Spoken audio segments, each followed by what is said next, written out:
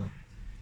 But right in the middle, between the topmost emotions and all these myriad of material emotions that we can feel, right in the middle is gratitude, and it's the threshold to spiritual life.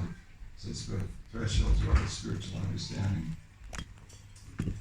So we can just develop a little heartfelt gratitude for this priceless opportunity we have to serve the Holy Name. And the fact that the Holy Name has entered our life, has come into our life, that will be a huge stepping stone in our spiritual progress. So we want to try to understand what is the mercy of the Holy Name. Just try to look at that a little bit. And when we say mercy, it means a person. Right? There is a person. So usually we don't think of the sound vibration. If I'm inside, just tell me. We hear some of the sound vibrations. We don't think of them as persons. But we get this information that the Holy Name is a person. He's not different from Krishna. And the Holy Name has intentions. The Holy Name came into this world with an intention. We sang a nice song the other day by Bhaktivedanta Thakur. Jivara kalyana sadhanakam jagate ase amardhuranam. So he says that desiring to bless us, desiring to bless our hearts, the Holy Name has come into this world. A madhuranam, this very sweet name, has come into our lives, into our hearts. And also in the Chaitanya Charitamrita, there's a nice verse that says, Shri Krishna Chaitanya Daya. Daya also means mercy. Karaha vichar karave chite pave chamatkar. Chamatkar means striking or awe-inspiring. So he says, Krishnadas Kaviraj says that if we can apply our logic to understand the mercy, to understand what mercy is of Lord Chaitanya, in this case the Holy Name, he says, you will find it to be strikingly wonderful.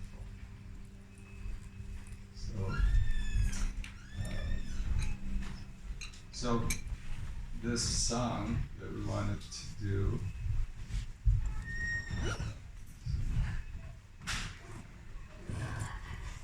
is by Bhaktivedanta Thakur. So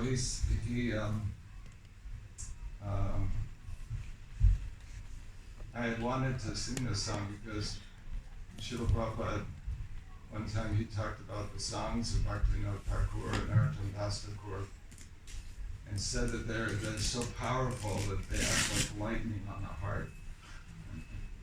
He told Jamuna Devi this, that songs of Bhaktivedanta Thakur and Narottam Das Thakur are so powerful that they strike the heart like a lightning bolt.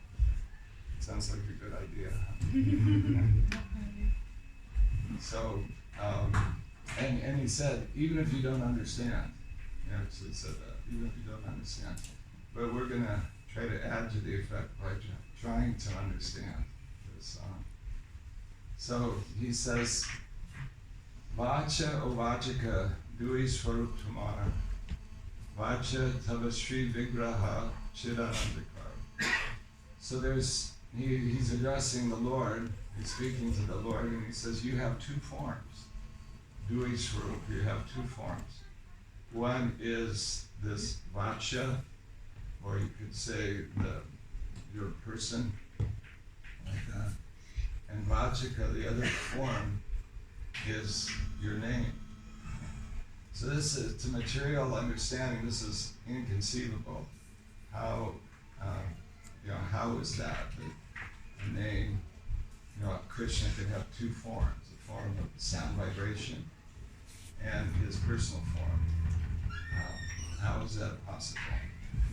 So he says that this vacha refers to his transcendental, blissful spiritual form, and he says vachika swarup tavatri krishnadinam, but the vachika form means the name of Krishna, And so that form, there's so many different names, Krishna, and so on. So many different names of Krishna.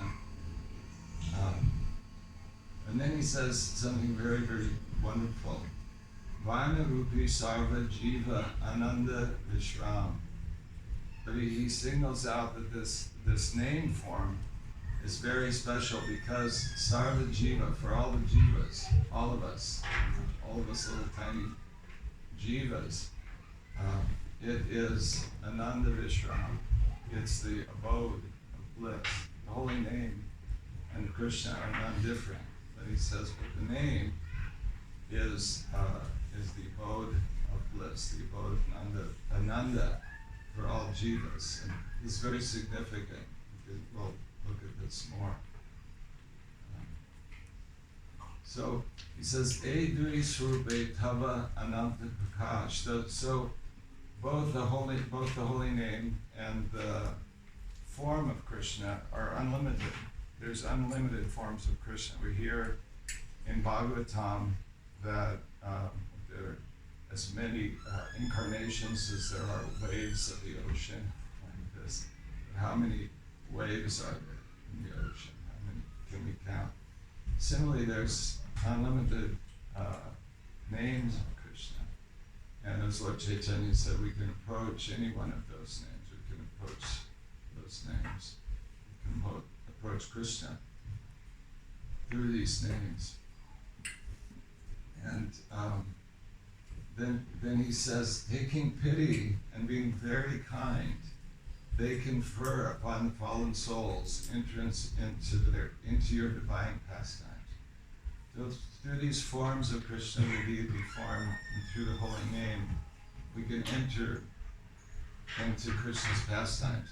Then now this is where it gets really amazing. He says, Kintu, but.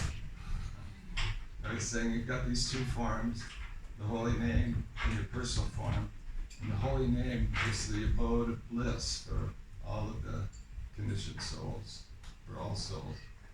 But, Kintu, but of these two forms, O Lord, I have understood your Vajika form to be even more merciful than your Vajik form.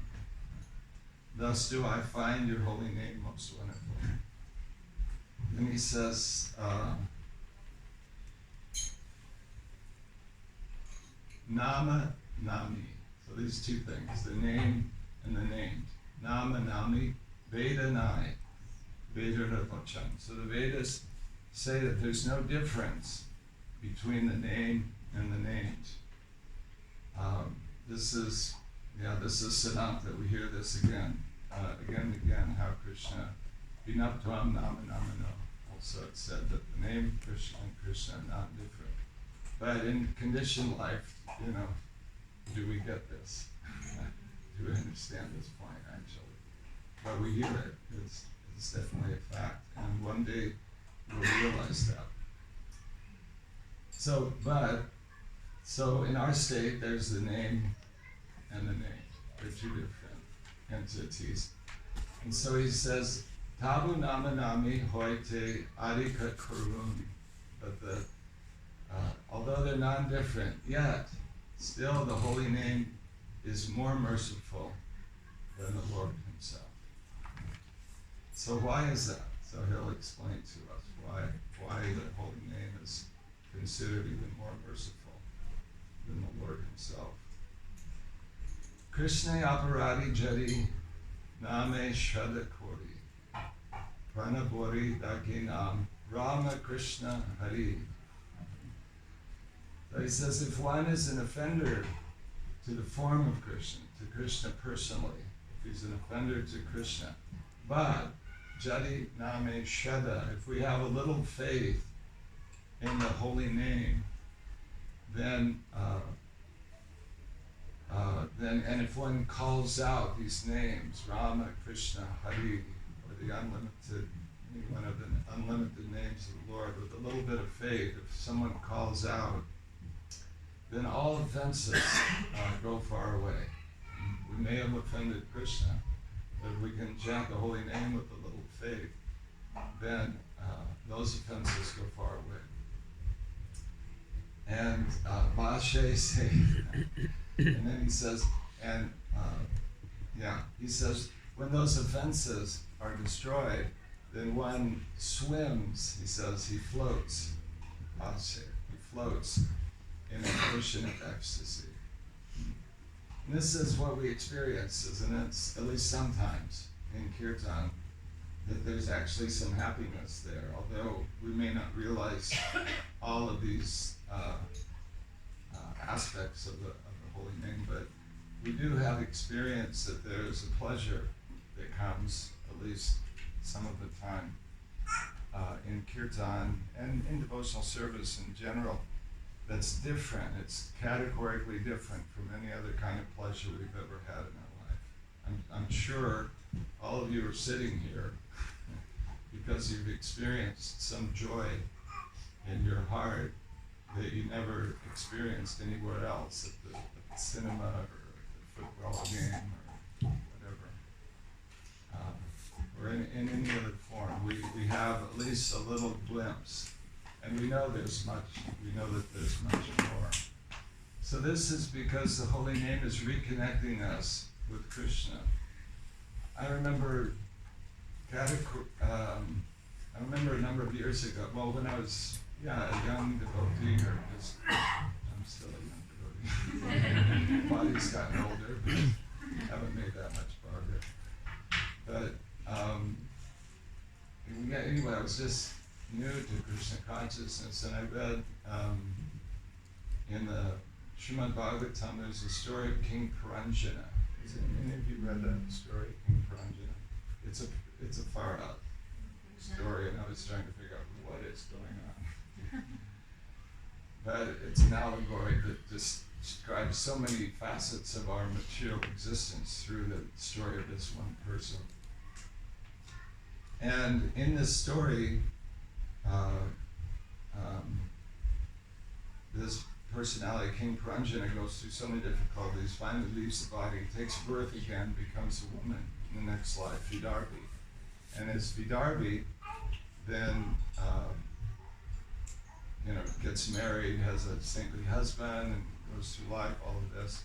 Then the husband passes away, and Vidarbhi's in complete distress that I've lost my husband. What will I do? So in this state of complete anxiety, Vidarbhi is crying out, and at that point, Krishna comes to her, which is often the case in our life, isn't it? That when we're really don't have anywhere to turn, and Krishna comes.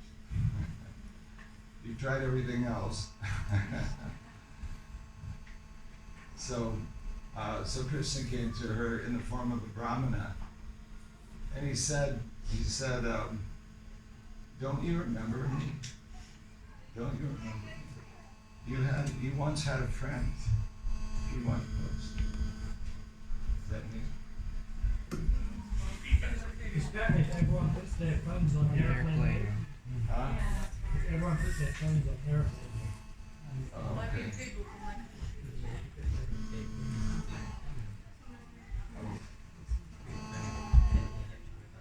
It's good to be laptop as So well. it's important, I think that's a good idea. If everyone could put their phones on airplane mode, or just switch them off completely, because the So we want to interference. sing the song. Yeah. So, Absolutely. You oh, it's turn up the volume. Okay. If you, Am I speaking clearly enough? Is it that's okay? great. Okay. Mataji. My wife tells me that I mumble sometimes. Look at the picture and we can switch our airplane. Mataji. Oh well. Anyway, Hare Krishna. We'll be at full speed ahead.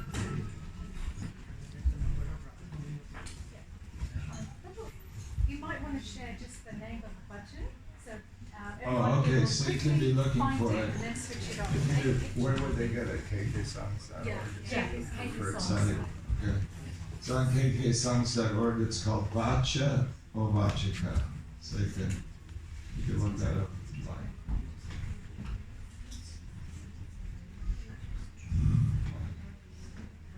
Yeah, so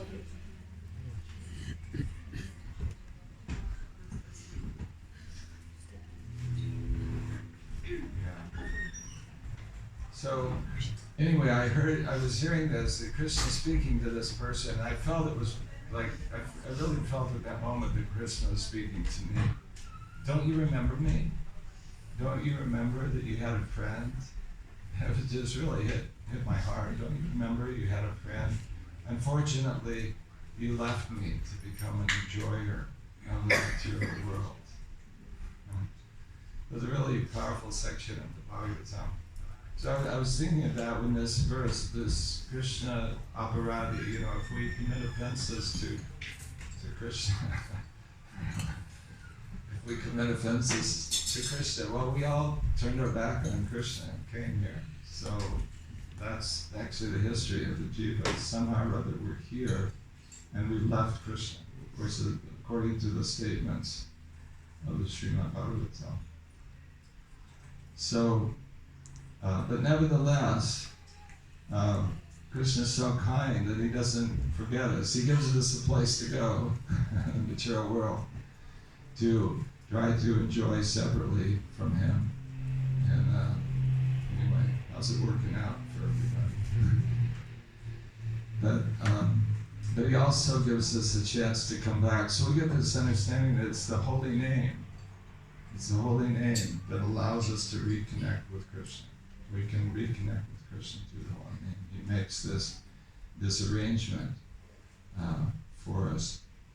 He said, so it said here, Vigraha Swarupache Aparada Kori Shuddha Namashe Se Aparada Tori. A person may commit offenses to the Vacha, or the transcendental figure of the Lord, but if he is under the shelter of the pure holy name, he crosses over all offenses. So Bhaktivedanta Thakur concludes the song. He says, Bhaktivedanta Mage Sri Swarupa Charane. Actually, these songs, this is verse number 6 from these songs, and Bhaktivedanta Thakur wrote these songs. They're kind of like commentaries on another poem by Rupa Goswami, which is also called Namastakam.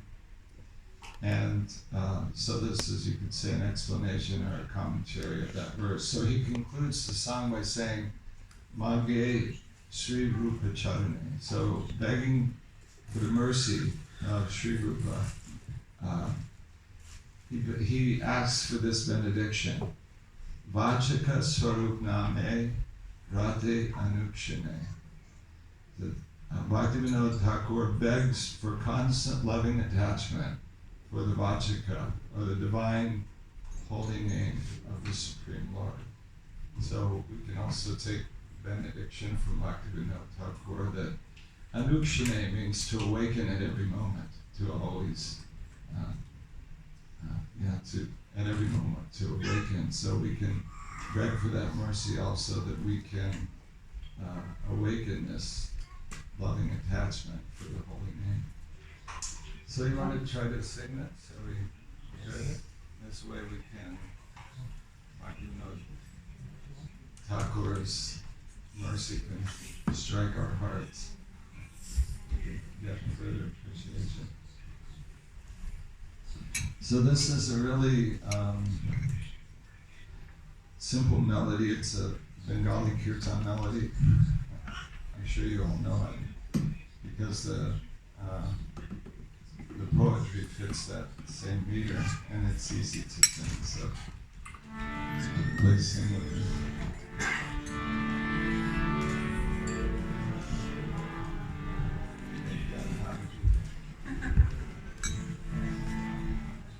So good, everybody has access, you can sing.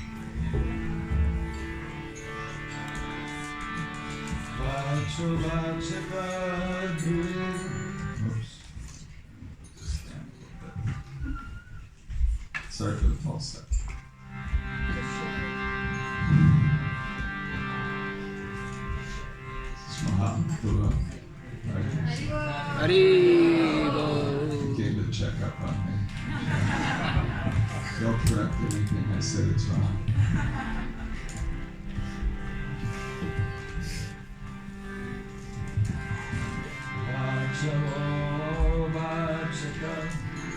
Dui Sarutoma Vachatavasi Vigraha Chiranandeta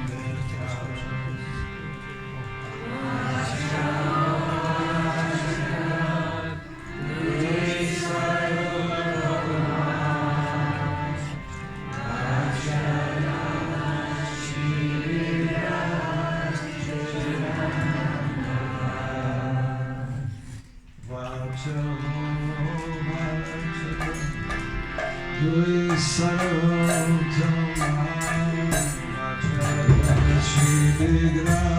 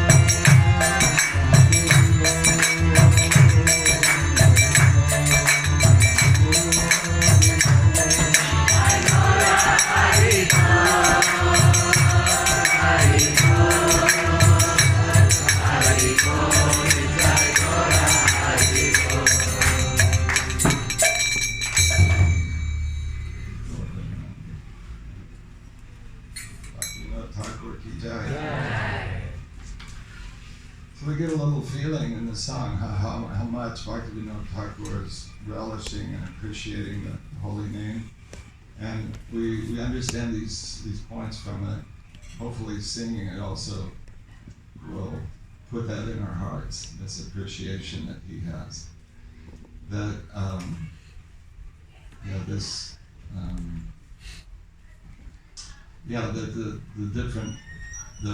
the mercy of the holy name is that when we left Krishna, Krishna comes after us in the form of the holy name, and in that form of the holy name we can tangibly taste transcendental spiritual pleasure. And through that we can repair our relationship with Krishna. So we can understand from this that the name's business is to reconnect us with Krishna. They're not different from Krishna. One day we'll realize that, but in this form, he's coming after us to help us reconnect with Krishna and to experience the joy of that relationship. So another aspect of this mercy of the holy name is that the holy name doesn't just come for devotees. The holy name comes for everyone. Actually, you could say that the holy name is kind of chasing after us. The holy name goes everywhere, all over the world. The holy name is going to some of the most amazing places. He's so kind. And like Chaitanya, of course, said, Priteviti Achinata, Nagaradi Gram, Sarvacha Puchoy Hari Varnam. holy name would one day, in this Kali Yuga, in this wonderful Kali Yuga, would go to every town and village. So that's actually Krishna coming. It's not just a mantra or some words on paper or something. It's Krishna. Krishna's coming after us in the form of the holy name. I was just thinking of this one example, or a couple experiences I had in my life. Maybe you've had similar experiences of the mercy of the holy name, how the holy name does wonderful things. And the first time I went to the Ukraine, it was in 2000, I was invited by Swami to do some kirtan with the devotees and to teach the devotees their devotional songs.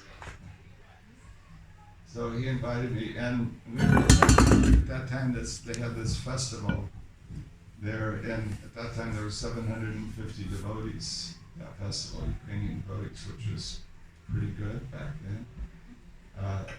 By, 2014, that festival was up to 14,000 devotees. Pretty amazing. They're cooking 3 meals a day for 14,000 devotees.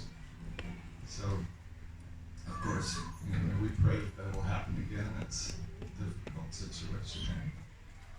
But anyway, they had organized this. This was before the festival, and they had organized Harinam in a park.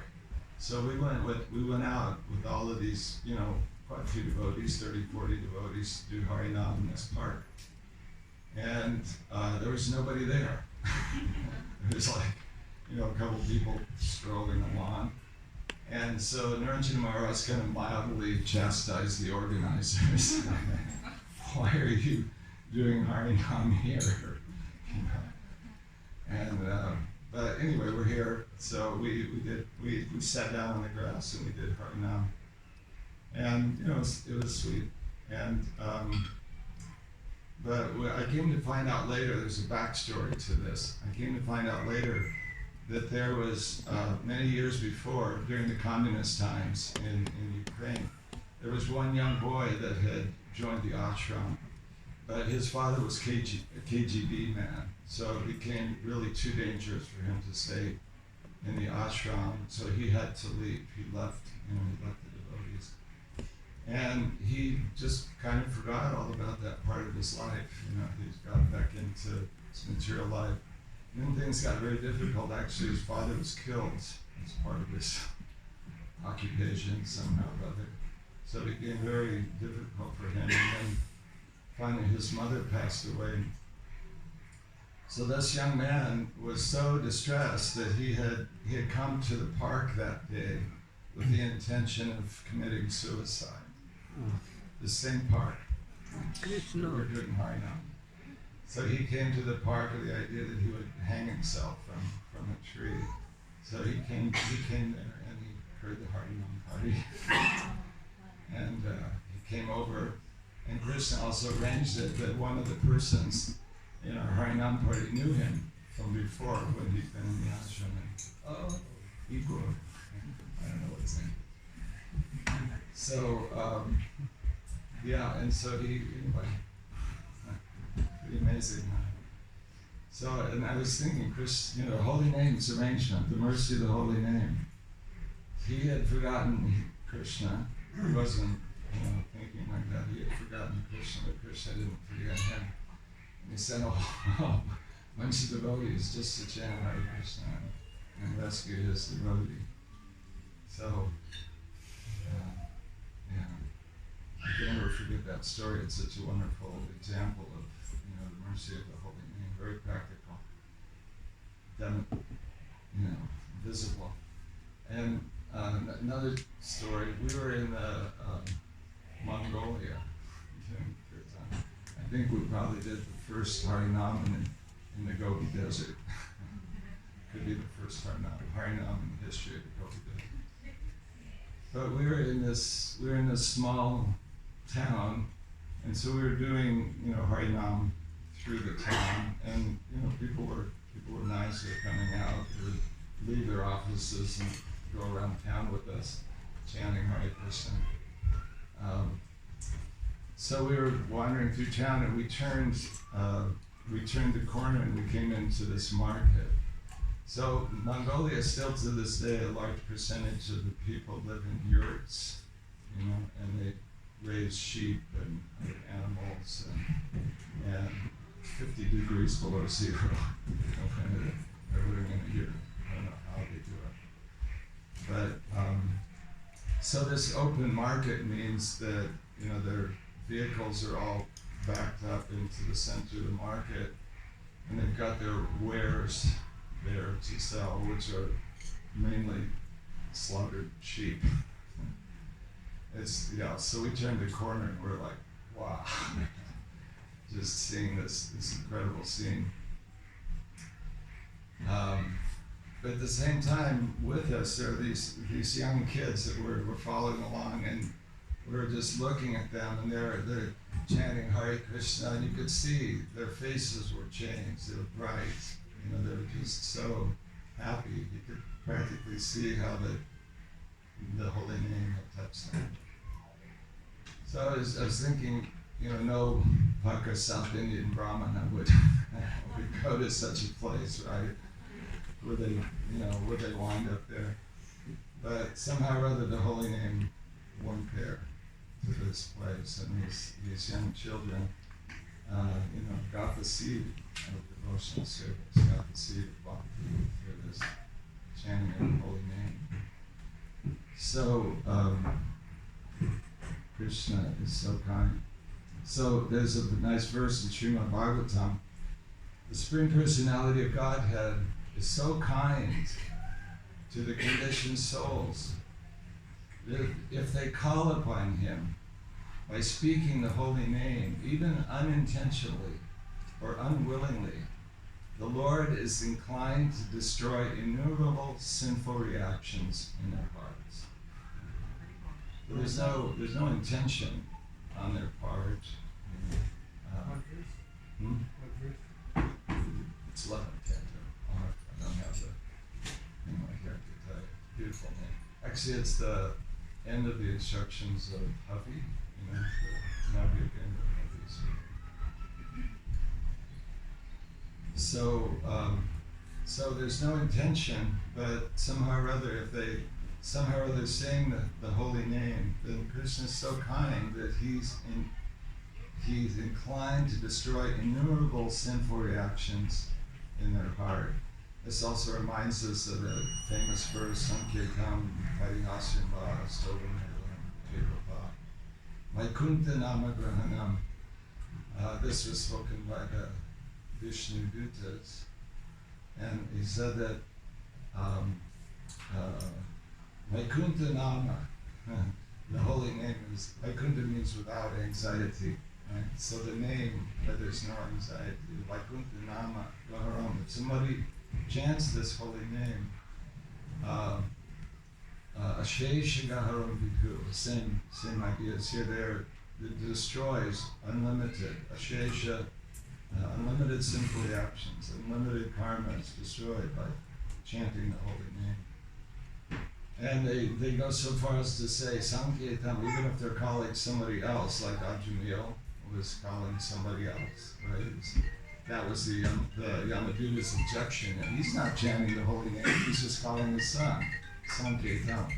And they said, no, even Sankirtam, even indicating something else, he's become free from sins. Sankirtam Parihasyam, even if they chant jokingly. If you've been on Harinam, I'm sure you've seen people chanting jokingly. The other, Sankirtam Parihasyam Atstovam, or for musical entertainment. Do we ever do that?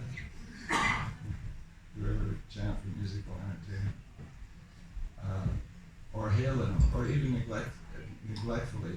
So still, somehow or other, the holy name is so kind. Of course, that's not the ideal way to chant. It's not recommended. We need to try to chant attentively. But still, somehow or other, if we can chant, the holy name is so kind, so merciful, that he destroys the reactions to sinful activities. So Vishwanath Chakravarti Thakur makes a wonderful comment on this section. He says, Ajamil chanted without faith because he was dying. But what will happen to someone who chants with faith? Ajamil chanted while dying. But what will happen to someone who chants while living? Ajamil chanted to indicate his son. What will happen to someone who chants to indicate the Lord? Ajamil was most sinful. What will happen if a sinless person chants the holy name?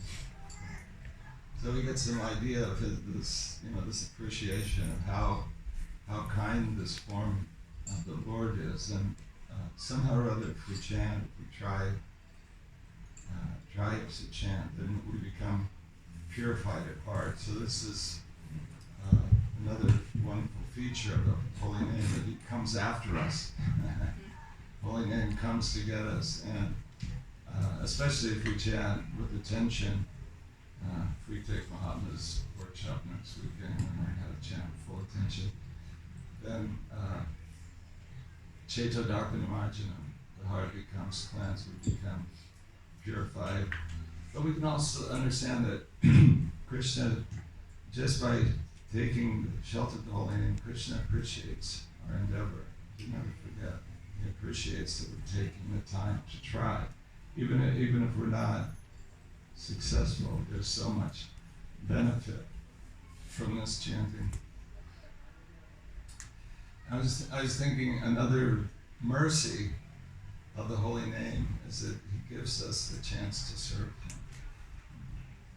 We get to render service to the holy name. This is special, a very special thing that we can serve the holy name. Srila Prabhupada said the most important thing you can do for Krishna or God is to share His name with others. That's one. The most important thing you can do for Krishna is to share His name with others. So, and because when we're serving the holy name, when we're actually trying to serve the holy name, then we're carrying the holy name, so to speak. Krishna's going, we're not just making a sound. Krishna's coming with us. Krishna in the form of His holy name is coming with us. So we can actually serve the holy name. And Srila Prabhupada said this one time. There was one devotee that asked, what's the best way, when we're chanting, what's the best way to involve people in chanting? And he said the best way is go on chanting. That your business is to satisfy Krishna.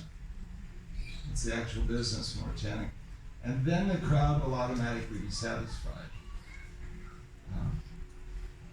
We are not going to please the crowd, Prabhupada said. We're not going to please the crowd. We are going to give them something, Krishna. We want to give them Krishna through this chanting. When we're chanting, we don't want to give them our false ego. Right? We want them to get Krishna. We want as much as possible to be invisible. So this way, when we're chanting, let Krishna come through, not my big, massive ego. So anyway, just to repeat this. Your business is to satisfy Krishna, and then the crowd will automatically be satisfied.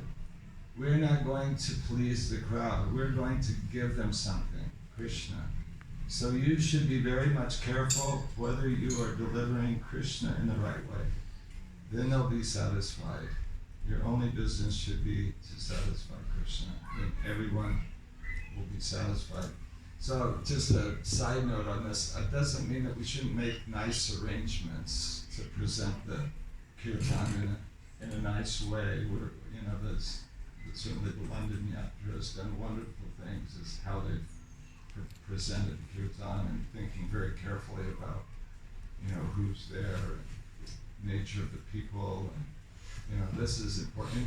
Swami, I traveled with him for many years, and he created a whole traveling festival with Harinam, right, with the ladies dancing and everybody dressed nicely, and it completely disarms people. When the Harinam comes through like that, they're going, oh, it's a party.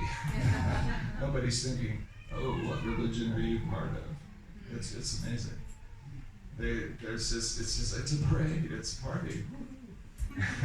it's so nicely done that it just really disarms people. So I don't mean this, in saying this, I don't mean to say that we shouldn't be conscious of our presentation. I think we should.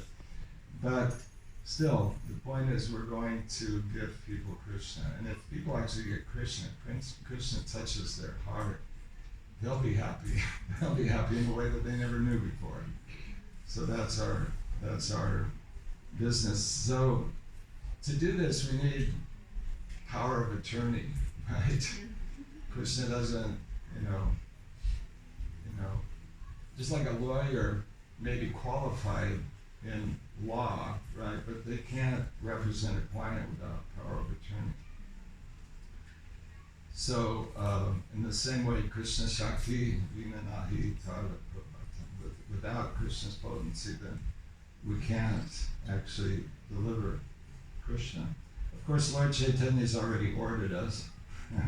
we have a mandate to go out, so we can go out. But still, we should consider this: Are we pleasing Krishna? Are we trying to serve Krishna?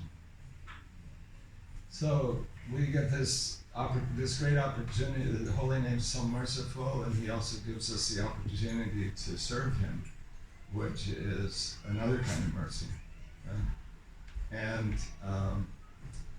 And to serve, this is the last part of this, to serve the Holy Name properly, we get this opportunity to serve Him, but to properly serve the Holy Name, we need a genuine service attitude. We can't be thinking, of enjoying the Holy Name in some particular way, but we should have a genuine service mood. And this service attitude is the dividing line between material and spiritual. If the normal consciousness of the living entity is, how can I enjoy? What can I get out of this? What can I get out of this situation? What will this do for me? And we can bring that into spiritual life. You could even say that material religion, kind of the essence of material religion means, in a nutshell, what can I get from God? I'm very pious. But when we were growing up, there was this song, Lord, can't you buy me a Mercedes Benz? You know that song? My friends all have Porsches, I must make amends. Lord, won't you buy me a color TV? Anyway, this is not a new tendency. It's been going on as long as, even the demigods in the heavenly planets, Srila Prabhupada says the demigods are devotees who want to enjoy the material world as devotees. Yeah. So the enjoying spirit is very deep within us. But it's really the dividing line. If we can somehow or other understand this, the idea of service, that I'm not the center of attention. In no way can I become happy by enjoying. I've tried that many lifetimes, but let me try to become happy by service. Let me try that. How will I become happy by service? And also, not the kind of service where, what will I get back? Actually, let me just do this for Krishna. I don't care about my spiritual advancement. I don't care about anything. Let me just do this for Krishna. Prabhupada said that spiritual happiness comes when we want to please Krishna. When we just, that simple thing. Krishna, let me just do this for you. I don't need anything in return. I don't have any purpose to fulfill. Let me just do this. So this is what we're aspiring for. Of course, it's not so easy because we have a long conditioning of material life, but this aspiration for service is what can I do for you? Prabhupada was one time asked, what do you get from this chanting? You ever heard that? What do you get out of this chanting? And Prabhupada's response was, more chanting. There's nothing to get. Krishna's there in the form of his holy name. I'm with Krishna. Is it more than that? Is there a higher goal than to be with Krishna? Is there something more to achieve? No, I just want to be with Krishna. And I get to be with Krishna when I'm chanting. So, and of course, as we become more pure in our chanting, we can realize his presence more and more. So this idea, we can develop this mood. And the holy name really helps in developing this mood, this purity. By chanting Hare Krishna, by trying to serve the holy name, we may not realize immediately that the name and person are not different, but you do really get the strong impression that I'm dealing with a person here. You know, when I'm chanting Hare Krishna, there's a person involved here. It's not just like singing a song. There's a person. And he's kind of unpredictable, right? We don't know how Krishna's going to react. Sometimes he's present. He appears to be present in the kirtan, and sometimes he's just nowhere around. Right? I've had this experience leading kirtan that I was just like struggling, trying to, I'm supposed to lead kirtan. I'm just kind of trying to keep my mind under control and chanting and like this. And then after the kirtan, this person came up to me and said, "That was the most amazing kirtan. I was crying." And I'm like, "Krishna, you left me out of the loop on that." So Krishna's, everybody's different. We each have a personal relationship with Krishna, and what's happening for each person is individual. And Krishna's interacting with each person individually. He's always there. He's present, he's watching. It's not like he forgot. He was busy that day and didn't turn up for the kirtan. And, he's there. He's always there. But we may not always feel it. So anyway, he works with us in a very special way. Sometimes he neglects us, apparently neglects us. Sometimes he gives us a little slap. You ever experienced that? And sometimes he gives us great happiness. That's Krishna. It's not something we can do. And it's good to remember this when you're leading kirtan also, that Prabhupada said it really nicely. He said, the magic will be done by Krishna, not by me, not by you. And he's speaking about himself. So if the magic's not going to be done by Srila Prabhupada, it's sure not going to be done by us. What can we do? But if Krishna comes, if Krishna's happy, then that will be magic. Yeah, that will be magic. And if he doesn't, well, Shiva Padaritam has to go on chanting, keep chanting. And as Bhaktivedanta Thakur said, become a little remorseful. Try to call out for Krishna. So in this way,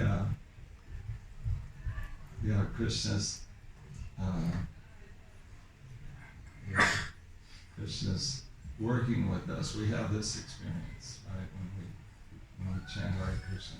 So these points, that Krishna's so kind that he's more kind than personal form. We can reconnect with Krishna through chanting his holy name. And Krishna comes after us in the form of his holy name. And Krishna gives us a chance to serve him. And through serving him, we can become purified. We can develop a pure service attitude and see him once again. So I thought I wasn't going to do this, but I'm going to close. I've got another 2 hours and stuff here, but we'll stop here. But I wanted to share this one kind of mind-blowing quote. Are you ready? It's because we're talking about how Krishna deals with us. Sometimes he's feels present, sometimes he neglects us. It's like a mother, right? That sometimes the child's being naughty, right? And the mother's like, oh, I didn't notice that. Or have you ever responded to somebody by not responding? So Krishna does that too. So, and he does that even with his most exalted devotees. So there's, of course, the famous story of the Rasa dance. And Krishna just left, right? Now, there's no fault on the part of the gopis. They're not in our category, conditioned souls. But nevertheless, he left them to increase their love for him. So that's the principle of Krishna, because he does that many times with devotees, is he gives them some taste and then he leaves them to increase their love for him. And this we can experience through this chanting. So commenting on this section of Srimad Bhagavatam, Vishwanath Chakravarti reveals how Krishna thinks. So here it is. For those surrendered souls who worship me through Nam Sankirtan, that's us. It's not just the gopis, it's us. For those surrendered souls who worship me through Nam Sankirtan and other means, I do not respond. Wow. Krishna. Let's hear that again. For those surrendered souls who worship me through Nam Sankirtan and other means, I do not respond, in order to make their worship more perfect.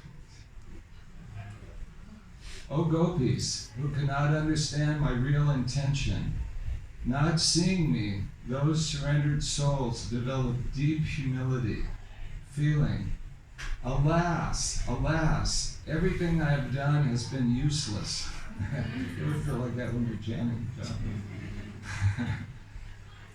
Alas, alas, everything I have done has been useless. Because I am an offender, Krishna has not shown even the slightest favor toward me. Let me be damned. So anyway, Krishna wants us to feel like this, at least sometimes. So by constantly thinking in this way, those who have not yet developed mature love for me will become free from lust and anger and will awaken pure devotion that is full of power and brilliance. Isn't that beautiful? By constantly thinking in this way, those who have not yet developed mature love for me will become free from lust and anger and will awaken pure devotion that is full of brilliance and power. Actually, I'll just conclude with these wonderful verses from Brihat Bhagavatam. And then we'll, okay.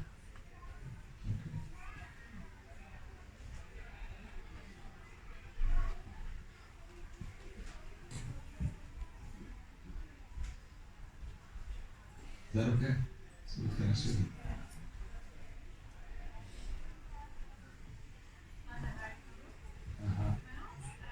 Could you kindly share with us what you read out? If we can find that again.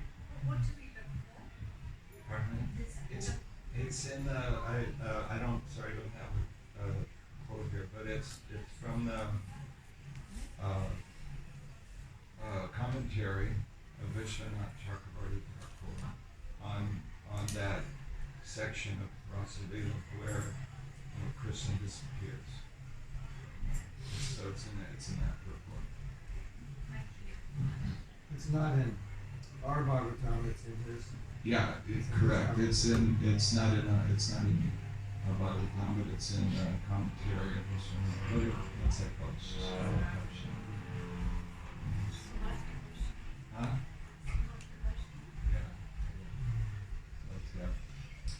I got this quote from His Holiness Ananda Swami. He shared this with us at one japa retreat. So So let's conclude with this. Brihat Bhagavatam, near the end, it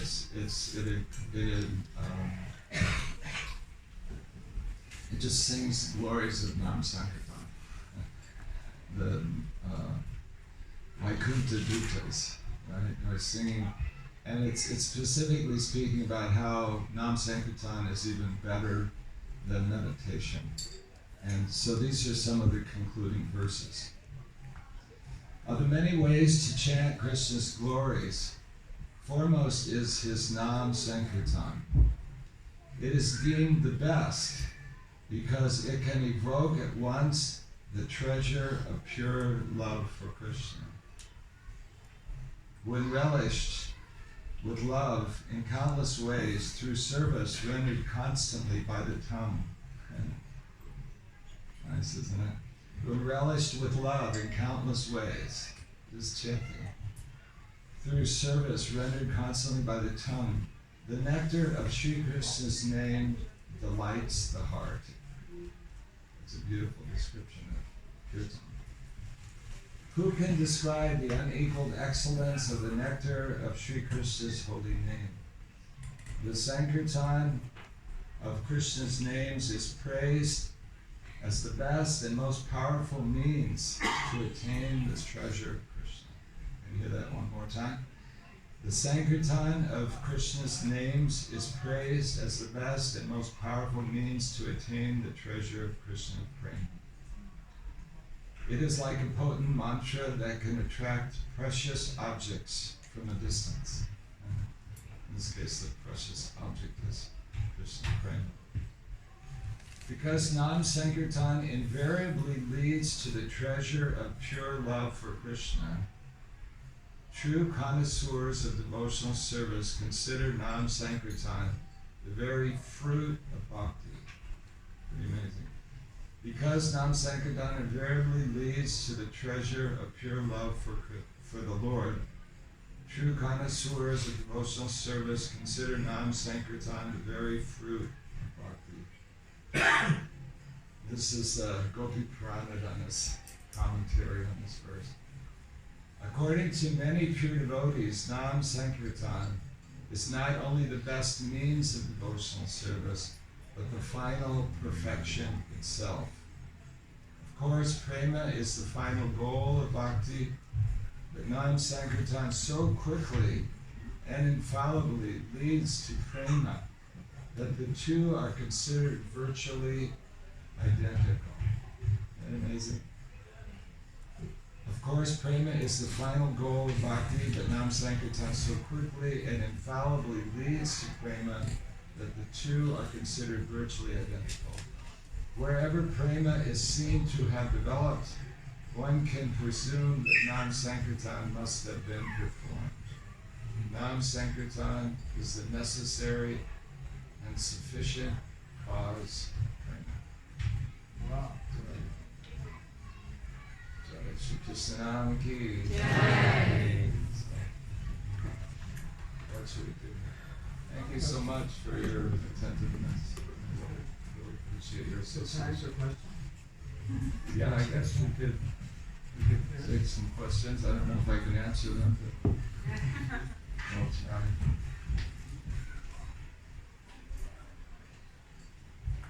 Okay. So apologies. Anyone who's got a question, we don't have a walking mic today, so please do shout as loud as you can. Thank you. Mentioned like holy name is also sometimes compared to being a medicine, and when we take a medicine, there's a verse in the second chapter of Bhagavad Gita where Krishna says that one is free from attachment, fear, anger, and you constantly remembers me, and he takes refuge in me. Is this verse? I don't remember the verse exactly. So we are taking the medicine, but attachment, fear, anger, it's not decreasing. So how do we understand? Are we like, because are we chanting on Nam Apara platform? Is that the reason? I mean, how do we? Does everybody hear that question? Some Bhagavad Gita it says that by devotional service or by chanting, we become free from lust, anger, greed, and so on, all these things, attachment. So this nice devotee is saying, but they don't appear to be decreasing. From my point of view, you're already a saintly person. Look at 99% of the planet. I would say you're a pure devotee. But anyway, that's the humility of the devotee. Well, first of all, it takes time. It doesn't happen right away. We can understand that if we're committing offenses to the holy name, which is a major topic, but if we commit offenses to the holy name, then our progress will slow down. Somehow or other, we should still keep chanting. And this is I wanted to read something else from Bhaktivedanta, but he makes all these amazing statements how Krishna prema arises from chanting. He goes through a whole list. It's pretty astounding. But then he finally concludes, he says, there's not too much to say about this. Just constantly chanting will give you everything. So, but yeah, so there is the possibility of committing offenses. But if we keep trying, Prabhupada says that this the constant, the continuous attempt, consistent attempt to chant attentively, brings us to the Namabhas platform, which means that's when the heart starts to be cleansed. When we're chanting attentively, when we're absorbed, that's when the cleaning is going on. And that's really when the cleaning is going on. Yeah, it's kind of like that's when you get in the shower. The shower may be running, but if you're outside, you may not get clean. So when our mind is outside, Krishna's there, the name is going, then that's Anamaharad. So we're all struggling with that, and there's a verse that actually says this is how we start. This is how we can't start it the other way. We're chanting with offense. But keep chanting. By doing that, we'll gradually make progress. But really, this is where the point that we want to look for is: can I leave the world away? Can I exit my material emotions and feelings and all this other kind of, well, there are feelings, but not the world that we're normally absorbed with. Can we leave that aside and actually be absorbed in chanting? And that's when the cleaning takes place. That's the cleansing. That's the cleansing phase. And yeah. Okay, choose a question. You want to add to that? Well, like you said, the fact that most people won't even walk around saying, I have fear, anger, attachment. The fact that you realize that means you're getting purified. Right. Good Number point. one. Number two, I think we all have a misconstrued timeline.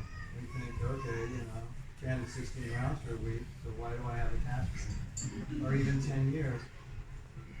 I think what's happening is, well, I was going to ask you the question, don't you think your fear, anger, attachment is less than it was 10 years ago? And I'm sure, aside from all humility, just objectively, you would say yes, so it is working. It's just not working as fast as we want it to work. So then we think it's not working. Plus we don't realize how deep the attachment, fear, and anger is. So, it's so deep, even if I'm halfway, it's still pretty deep. So I think it is working, it's so deep, we don't see the bottom of it, and we think it's not working, but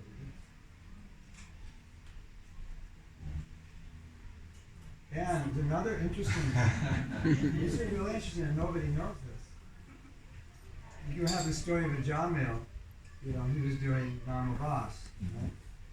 So Bhaktivinoda Thakur says, actually when you start chanting, it's Namabhas because you don't know what the offenses are. So it's when you start chanting and then you learn what the offenses are, then you can go into Namaparad. So it doesn't actually start with Namaparad. It's like you say, Hare Krishna, get a headache, get a haircut, that's Namabas. And then that same person becomes a devotee, and now he starts committing offenses because he's chanting seriously. So it actually starts with Namabas. Better not to know anything. But better not to know anything if you want to stay in Namabas, but you get to shoot him on, you have to know what the offenses are. So it cuts both ways. That's fine. Thank you. Nice question. We have a question at the back as well first. Thank you so much for making the beautiful and inspiring class. My question is regarding the quote, which is quote from Vishwanath Chakravarti about Rasalila, where Krishna doesn't respond because he wants us to improve our devotional service or our worship, to make it better. And I was thinking if someone is on the position of steadiness, like Nishta, that would be helpful, obviously because they're already steady, so by Krishna not responding, obviously they will try like the gopis or what they have done. But if someone like me, I don't know about others, less than Nishta, maybe another ability where the faith is not that steady, strong, how actually this will help, like Krishna not responding. So that's my question. Well, it's Krishna's department. So what we're saying is Krishna. I work for some advanced devotee, but it doesn't work for me. So, but Krishna, this is one example. It's to help us understand that even when we're, Satyananda Swami put it, walking through the desert of dry chanting, and we feel like Krishna's nowhere there, we should know that he's present. We should have this conviction by hearing. We're not only chanting, but we are hearing Krishna Katha. This philosophy, this philosophical understanding of what we're doing is inseparable from the chanting. Bhaktisiddhanta Saraswati Thakur, therefore, he said that Krishna Katha and chanting, that Krishna Katha is the Swarup Shakti of Nam Sankirtan. In other words, just like Radharani is Krishna's Swarup Shakti. So we don't worship Krishna alone. It's proper to worship him with Radharani. So in the same way, we can't actually achieve perfection of Kirtan without Krishna Katha. So that's part of the reason of talks like this, is to give us that framework. Because otherwise, we are very likely to get covered over and think, well, Krishna doesn't care about me, and he's not responding. Why doesn't he do that? So this is an important understanding. But also this is, Krishna does. I believe we're all here because Krishna's helped us. He's completely independent, and that's different for everyone. We can't, make Krishna appear when we want, but we have to try and God have Krishna's mercy. It's like, how are you going to cry for the holy name if you just go Hare Krishna and he appears? You just go to sleep, like I did it. Isn't it? So it's like, that's the way I see it. Like you're chanting, and like, where's Krishna? He's not here. And Krishna's going, keep chanting a little better. That's what makes you chant. Isn't it? I think that's one way to look at it. Krishna's very personal. He's very personal. Even he's not there, we feel like he's not present. He's personal. Bhaktivedanta Saraswati Thakur said it nicely. He said that we chant, we want to see Krishna, but Krishna's not there. Why does he do that? He said, so that we can examine our heart. Just like you're here and I'm here, so you've got my attention, right? As soon as you go, then I'll start thinking about, oh, I'm kind of hungry, right? Or this or that.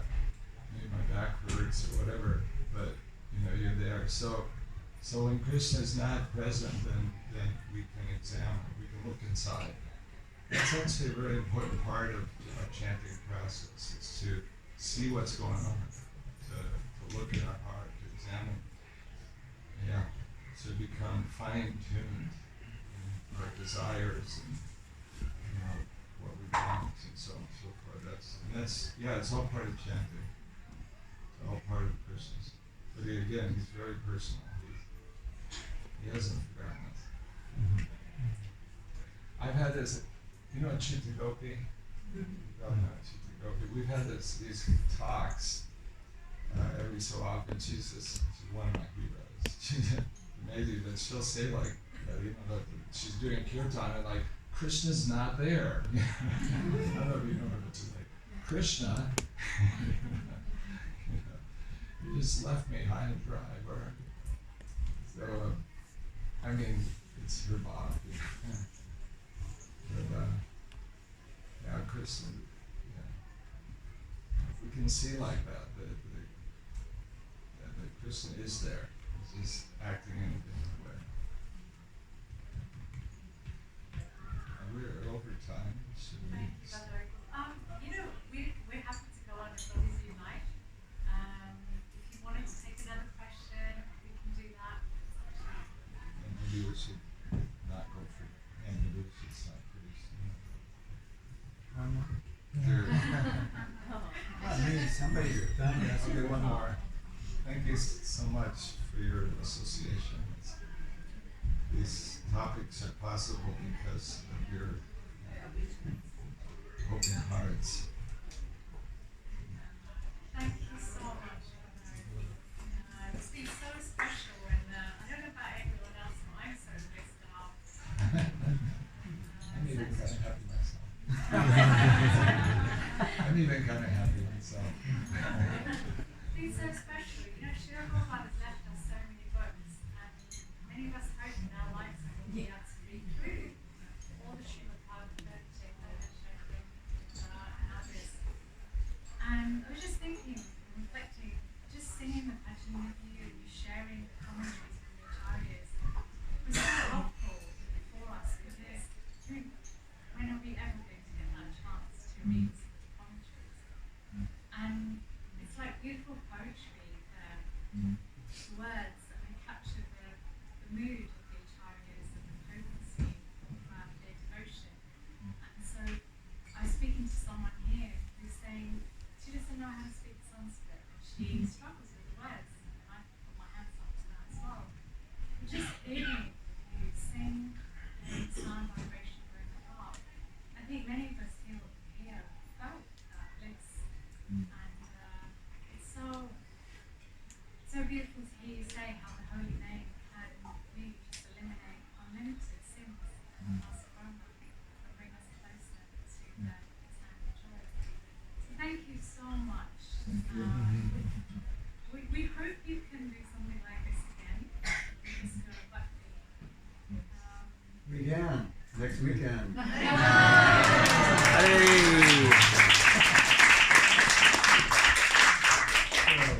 Ananda, can more people come? They get a hotel. We're still waiting for a response, but there is a retreat happening next weekend. It is sold out at the moment, but we're waiting for the retreat center to tell us if there's any way we can squeeze any more people.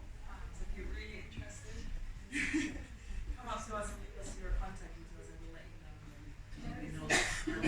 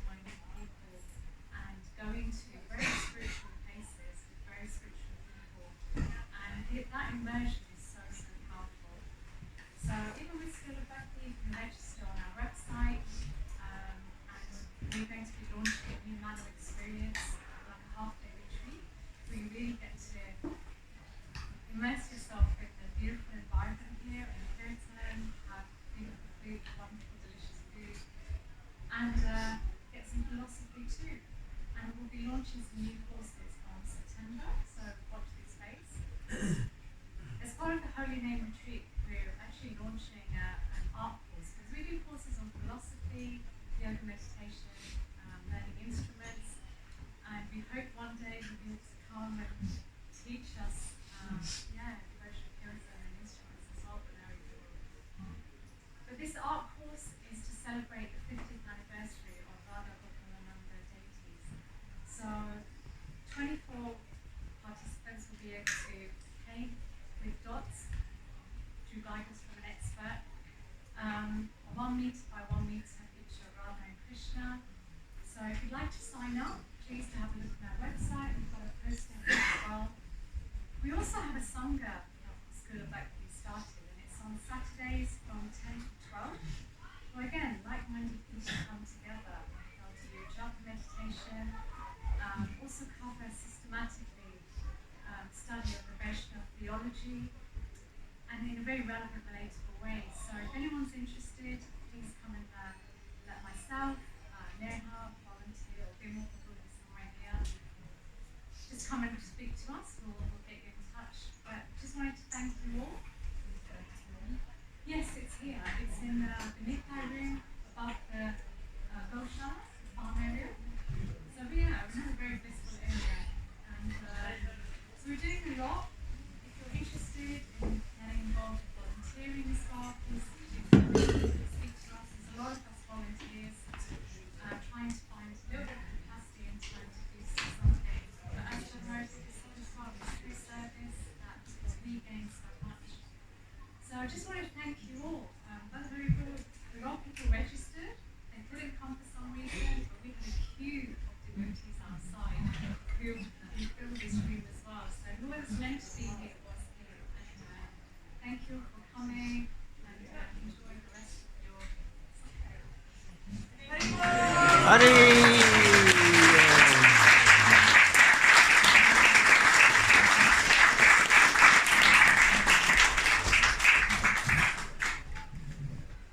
No one wants to leave.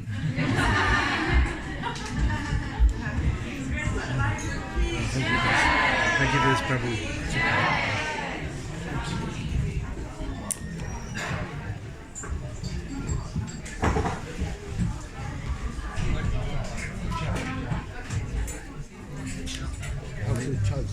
They're so useful to have. I've got two, and I haven't got either. Well, my phones, are so old ones. That's why, just carrying this. I need a new phone. It